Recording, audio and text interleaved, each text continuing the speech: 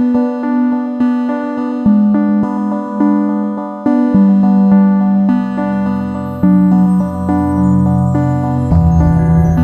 Creators Circle is a weekly call for creators like you to ask your questions about the law of attraction.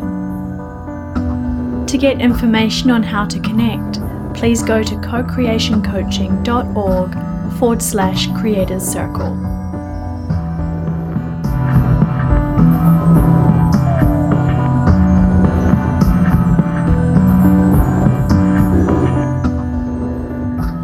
Hey everyone, welcome to Creators Circle. This is call number 9, and we are here today to talk about the law of attraction, if there's anything else we could be doing.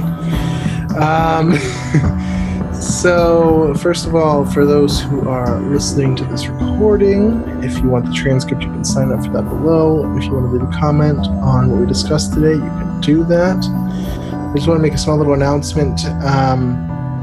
We've noticed the last few weeks that people haven't been joining to ask questions. There are lots of people who read these. We know that, so it's popular enough. But we prefer for you guys to join to ask your questions, because that was the original intention behind this call. So it'd be awesome if you could do that. If I did send an email today, but in case you missed it, well, it'll be a few days ago by the time this recording goes up. But if this time we're doing this, which is Tuesdays at 8:30 p.m. Eastern, does not work for you and you would like to join to ask your questions, please give me an email. There's a contact link, or you can reply to any of my emails from the mailing list and it'll get to me. But either way, or even chat. If I'm online, you can chat with me. But let me know what time works best for you, or times, so I can try to find the most popular time for most people. And I am up to changing the time of this call. If there's another reason you're not able to join, or you're not asking, even though you do have questions, let me know, and I'll try to address that as well.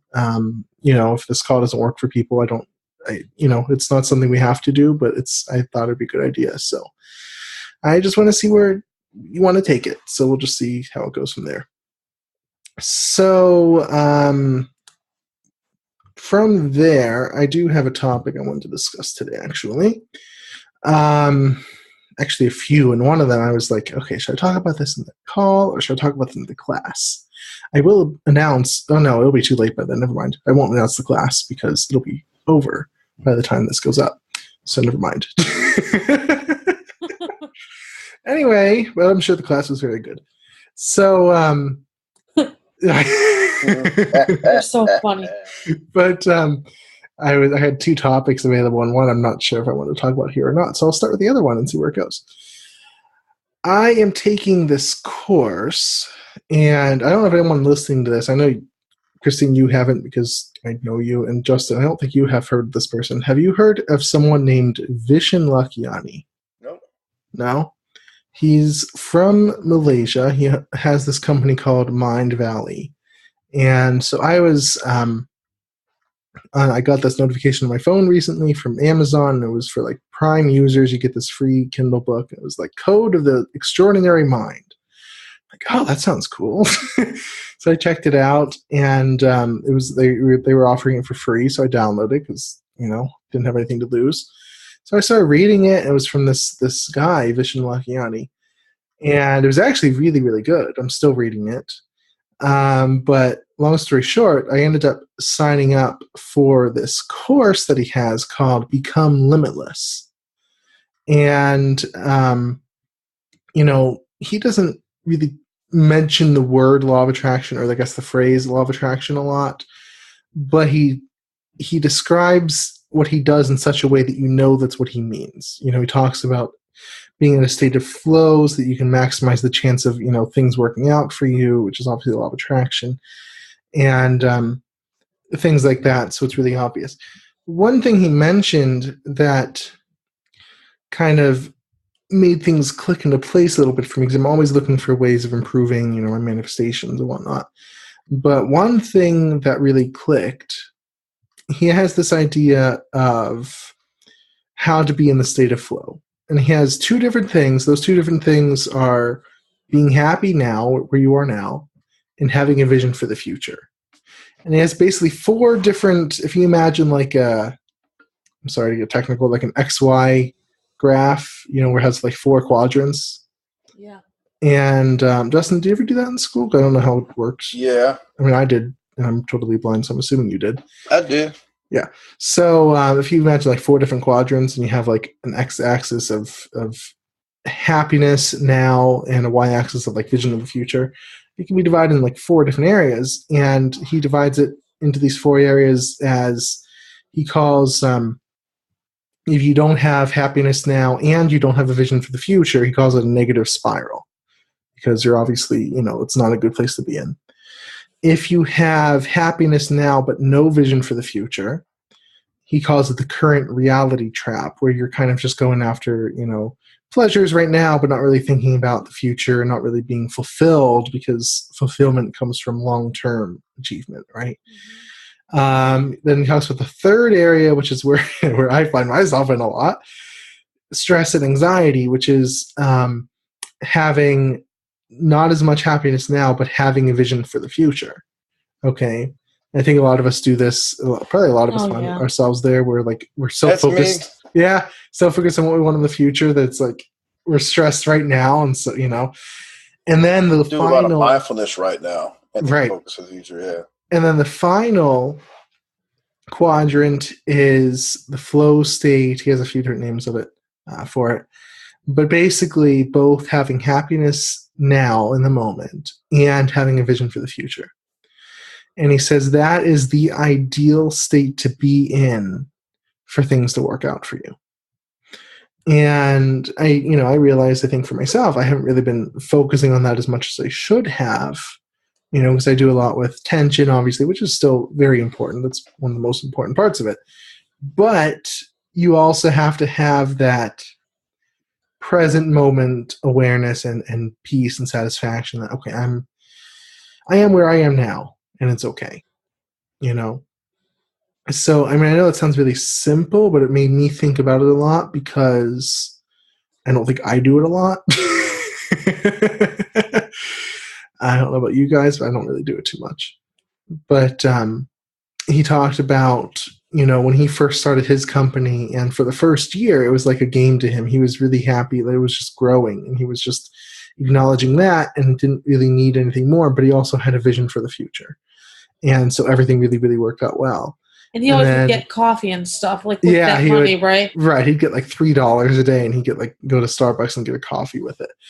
And then when he quit his job to do his business full time, because he was doing a lot better, then he no longer had that, because it was no longer a game to him. He took it a lot more seriously. He had, more immediate goals, because it's like, well, I kind of need this to survive.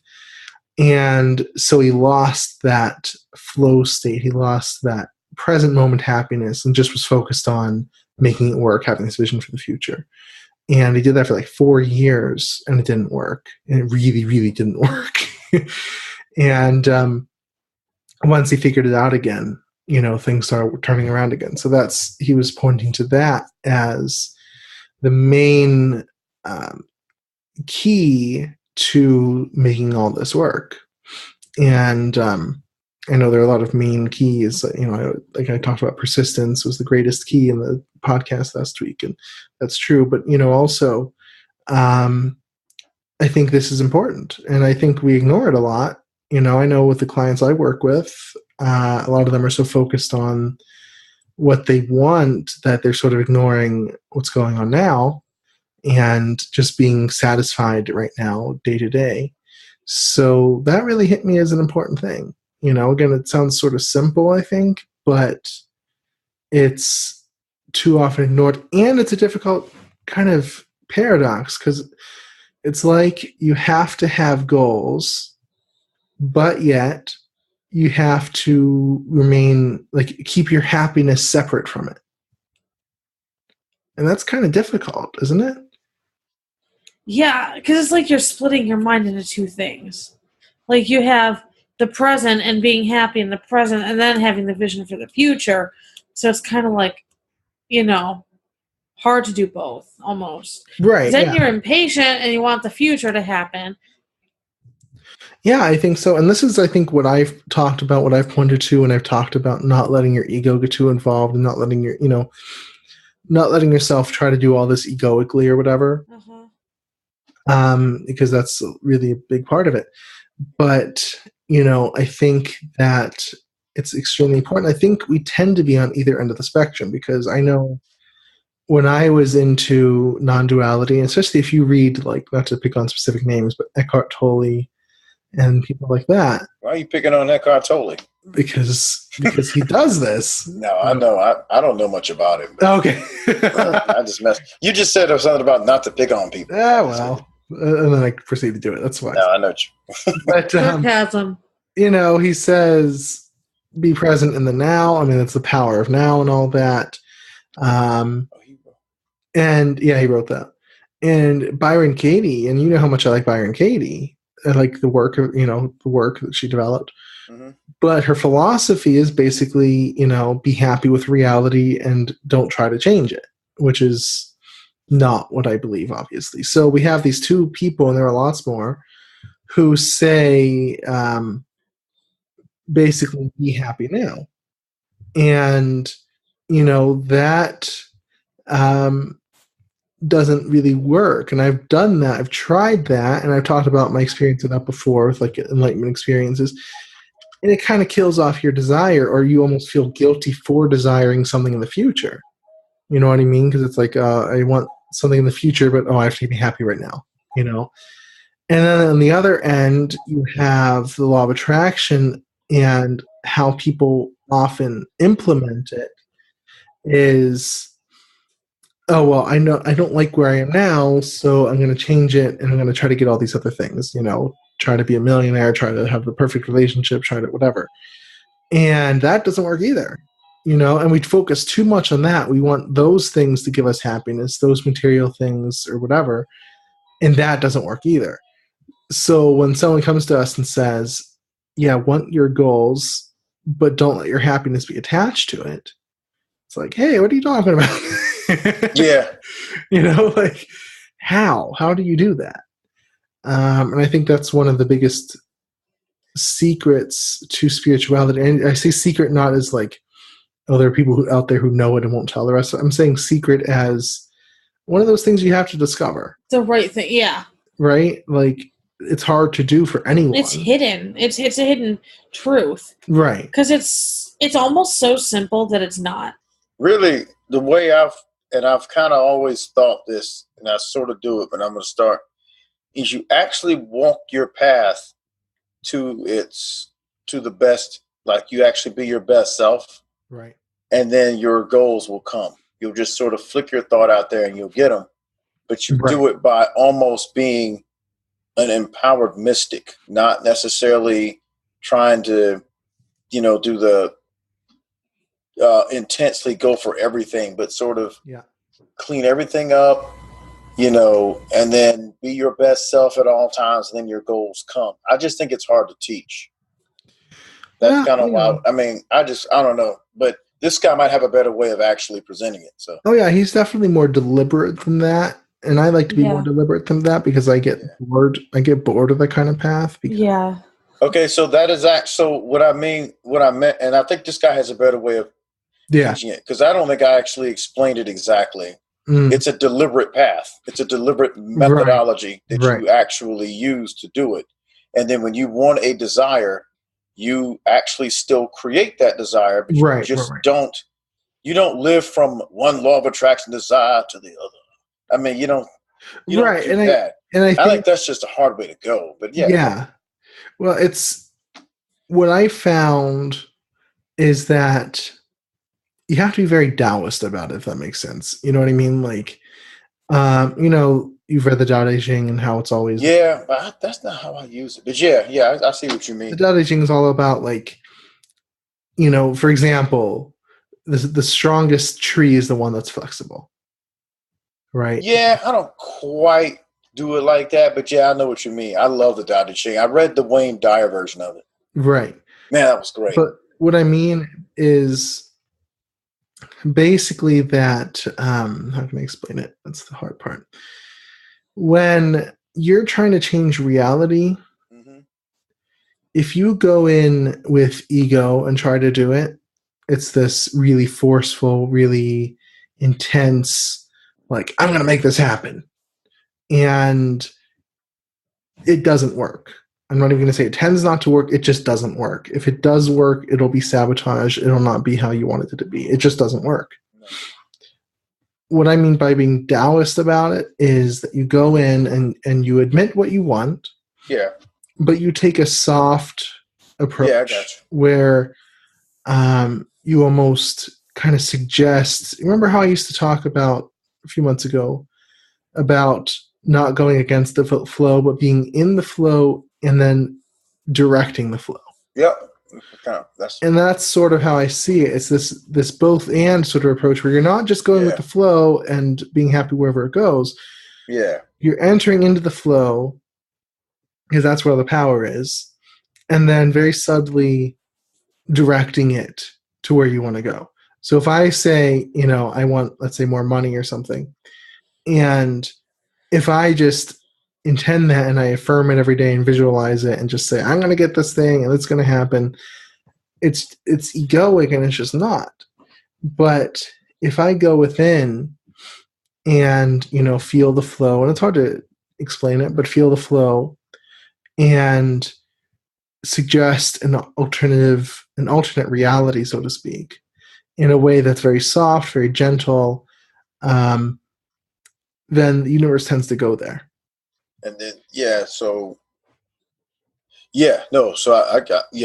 I definitely agree with that. But I was just saying that I think this guy, by what you're saying, has a different way of explaining it. I think, I think he's pointing at the same thing, which is with different wording. Yeah. Because when you're doing what I'm saying just now,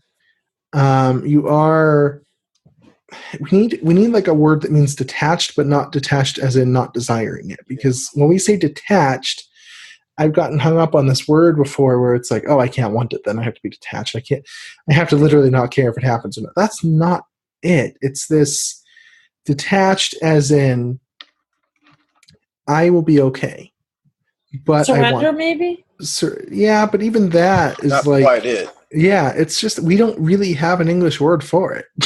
That's why it's so hard to, because it's almost mind, no mind. I mean, it's exactly not a really good English word for it, because you don't surrender, because I mean, I guess it's a form of surrender, but it's not. But surrender for us mean it denotes something different. Exactly. So I hesitate to tell someone surrender.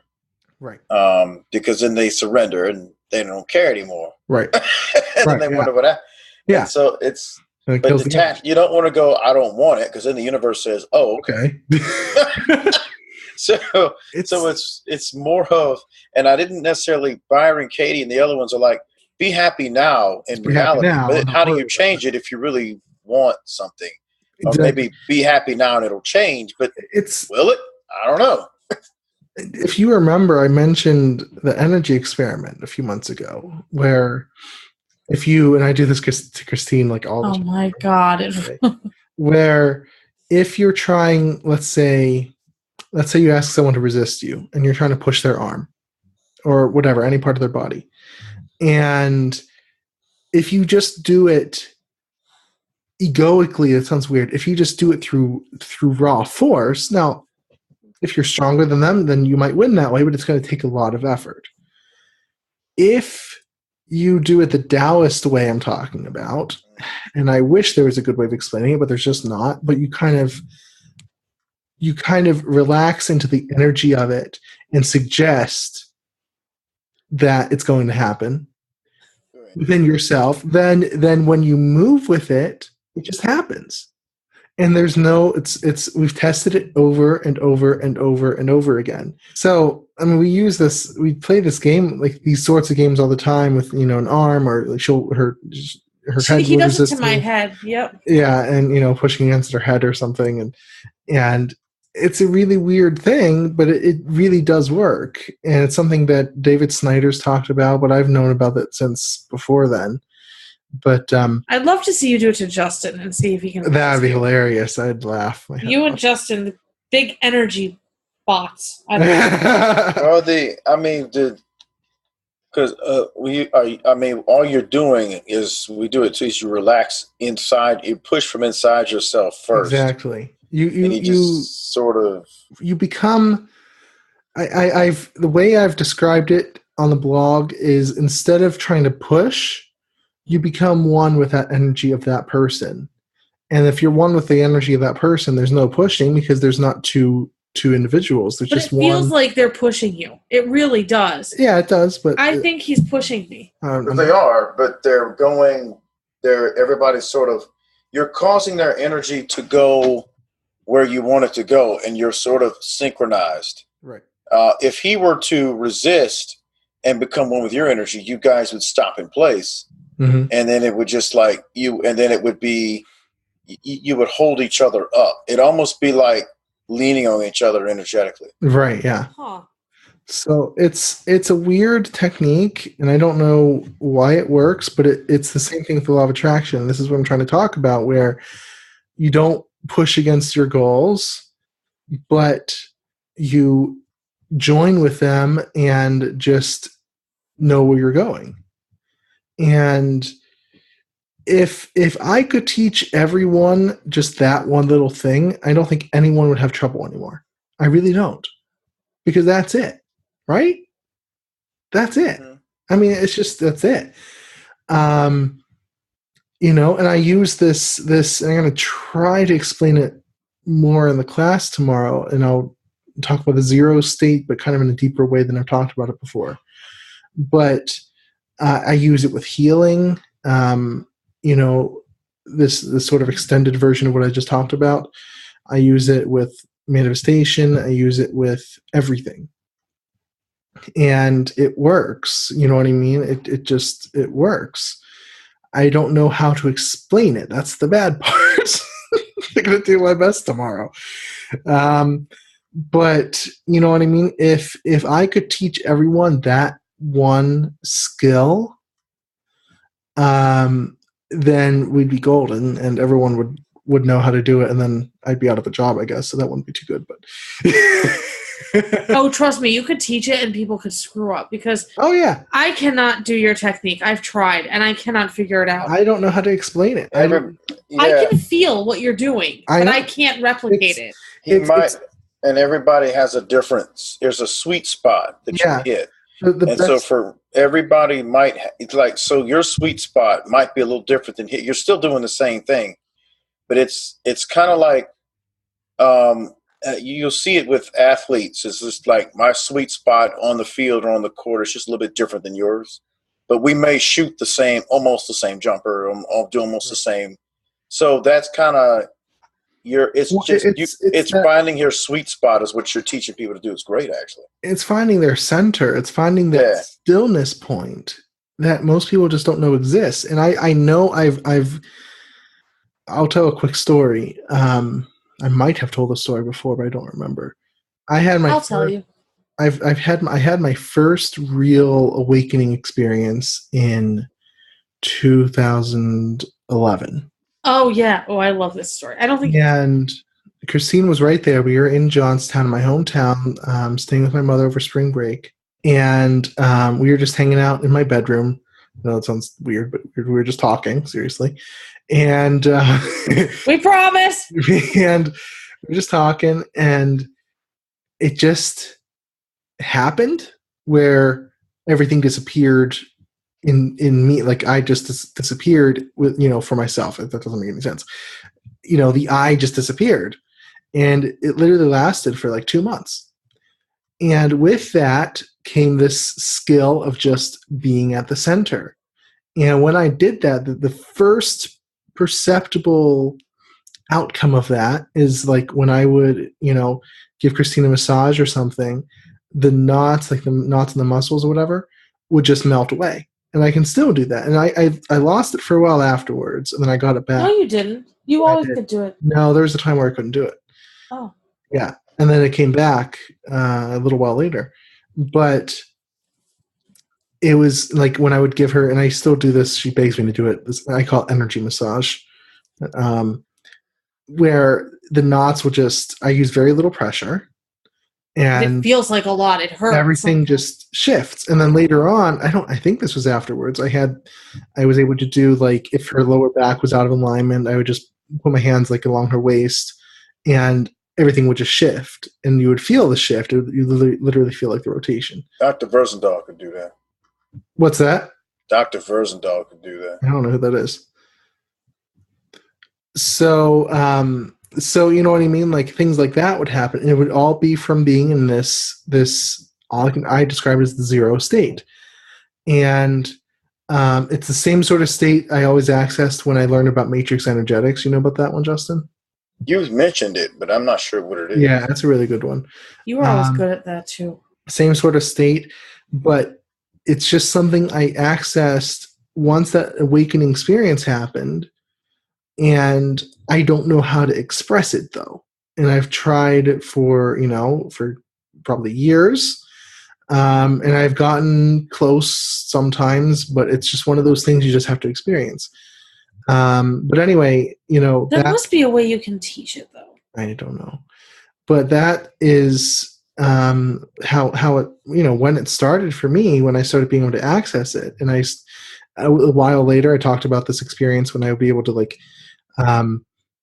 have someone, like, fall over just with energy. I would just put my hands even around them or just very gently on their shoulders, and they would just kind of topple over, things like that. It's very easy to do with energy, but you have to be in this zero state. And that's what I mean. And that's the same thing with manifestation, where you have to be in this state, or it's at least best to be in this state, and you just go with it and suggest the direction to go towards your goal. And that doesn't really help. I wonder, I have an idea. I just thought of this. Yes. You could have, like, one-on-one classes. Like, they could come, if you ever got a venue or something. Yeah. They could come to you. You work with them and their energy, because you would know once they got it right. Right, yeah. Right. And you could do teach it over it that the phone, way. even. Yeah. Phone, maybe. Over the phone or Skype, because you can sense their energy. Right. So you could be like, okay, let's try a few things and see how you can access your sweet spot. Maybe for one person it's doing something, and for another person it's doing something else. I can see y'all's energy right now when I focus in on it. Right. So, that's the difficult part. But I think that's what, and everyone, even I forget about that sometimes, and it's hard to, Oh, yeah, it's hard to do, especially... It's not hard to access, but it's hard to remember to access it, if that makes sense. It's like, oh, yeah, I have this place I can go to, but I forget to do that. But, yeah, but that's what it is for manifestation for me. It's like this Taoist sort of, this being, non-being sort of thing, where you're, like, not forcing it, but also you're very heavily suggesting it. And then for Kevin Hunter, for him, I've read like 5 or 6 of his books straight. It was combining with his spiritual team and doing it from the top down, and then focusing on what he wanted to every day, or right. As often as he wanted. He said you ask every day, but you always ask in spirit. You always have them help you ask. So for him, it was it was interesting, because he found his own sweet spot, which is pretty interesting. So. I think it's the same for everyone. Everyone has different ways of accessing it. And it's one of those things that it's hard to just describe in words. You're doing it more Asian, that's Taoist. Some people are going to do it a little bit, maybe like a Buddhist or something. Right, yeah. People might need to use... Taoism always really spoke to me with their philosophy and whatnot. Yeah, and that's the using the religion as a base, or the philosophy as a base really can help with that. Yep. You remind me a little bit of Yogananda, Brandon, because... Yogananda was great. Yeah. He was great. But he would teach yoga in Christian context. Yeah. He would teach it in every context, every religion. Right. Like, he would say to Christians, well, do something, whatever, with a Bible, whatever it was. Right, Read the Bible. Right. So maybe that would be something interesting, is how could you, so whatever religion people are, or if they're not, get to know them, and then figure out, what's the best way they can access it, have them try it, and then they're like, oh, and then you're like, you did it, you just did it. Sure, yeah. Like, they could do it to you, to practice. It's a lot easier when I'm working with one-on-one clients, because what's been happening with my clients lately is I will give them direction, and then they'll try it, and then the next time I'll say, okay, that was really close. Now you need to alter this thing you're doing, and you know what I mean? So it's a lot easier to get them on track. I don't know if I quite, I get them close enough where they're still going to get results. Then I don't think they quite get to this place just because it's something that you have to kind of discover for yourself. But I get them close enough that they can get their goal. But you know what I mean? So it's a lot easier with one-on-one clients. When I'm trying to write a blog post or trying to do a class or trying to do a podcast and trying to explain, okay, this is what you need to do to get into that place where that manifestation is already there. I've tried to use words before, then people would come and totally misinterpret them. It's just very, very difficult. I think everyone who tries to teach this stuff runs into this difficulty. So it's difficult because everyone's different in how they interpret. That's why you do it one-on-one, though. Right, yeah. Or even small groups where you can, work with each person. That's why I like the classes a lot. But all I can do here is give general principles and hope that they go far. And some people will come to me and say, you know what, I changed my life after applying these principles. And other people will keep struggling because they can't quite wrap their heads around it, and can't quite apply them the way they need to be applied. So it's just trying to find the right language for the most number of people. And that's the challenge of it. So, well, that went somewhere. Yeah. So hopefully that helps some part of it anyway. But I hope that helps people. And again, if you like the transcript, you can sign up for that below, or feel free to leave comments. I always enjoy your comments. And once again, if you want to suggest a time where you can come and ask your question. Yeah, we're lonely over here. Feel free to email me. That way we don't go off on random tangents about Taoism. Yeah, we're lonely over here. Energetic experiments. And that was fun, though. I like that. They're cool. They are cool. So I hope that everyone has a wonderful week, and we will see you guys next week for Creator Circle. Hopefully some of you on the call. Hint, hint, hint, hint. Hint, hint, hint. See you there, or else we know where you live. No, I'm just kidding. I don't think I do. I'm not that good. You could be. Yeah. I could be, and not telling anyone. I could find them. Justin could find them. We'll get Justin after that. We'll all help. All right. Thanks for listening, everyone, and see you next week. Bye, everyone. Bye. Bye.